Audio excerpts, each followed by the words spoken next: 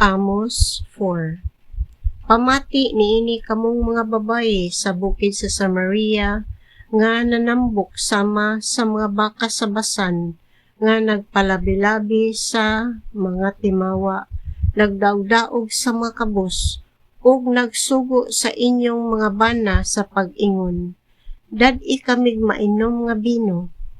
Ang Ginoong Dios balaan busa nagsaad siya. Moabot gayud ang adlaw nga guyuron kamo pinaagi sa galong ug ang matag usa kaninyo may sama sa isda nga nakuha sa taga.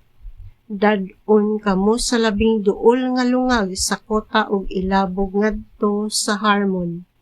Nag-ingon ang Ginoong Dios, katawhan sa Israel, pangadto kamo sa balaang dapit sa Bethel ug pagpakasala kung gusto ninyo.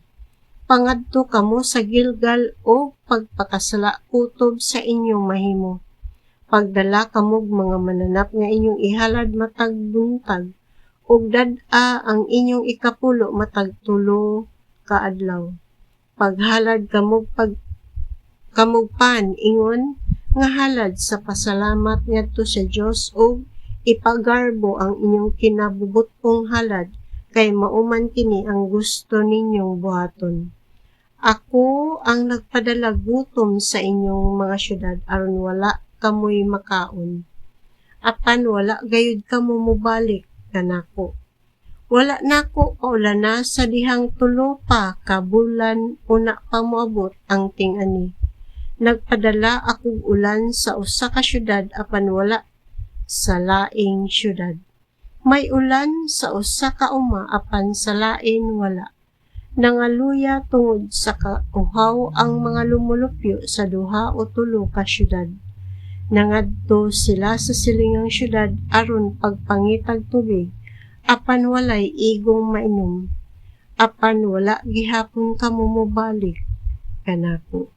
Gipadad-an kog sakit ang inyong mga tanom, gikaon sa dulon ang inyong mga tanaman o kaparasan ingon man ang inyong mga igera ug mga olibo.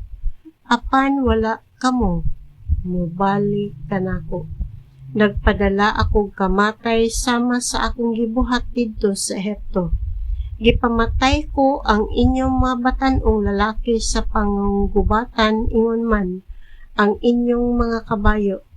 Gipasimhot ko kaninyo ang kabaho sa inyong kampo, apan wala gihapon kamo mobalik kanako. Gilaglag ko ang pipila kaninyo sa sama sa paglaglag ko sa Sodoma o Gomora. Sama kamo sa nagdilaab nga lipak nga gikuha gikan sa kalayo. Apan wala gihapon kamo mobalik kanako. Nag-ingon ang Ginoo. Busa katawhan sa Israel, silutan ko gayud kamo. Og kahimuon ko man gayud kini, pangandam sa pag-atubang sa inyong Dios. Ang Dios maoy naghimo sa kabukiran ug sa hangin, ug nagpadayag sa iyang mga hunahuna ngadto sa tawo.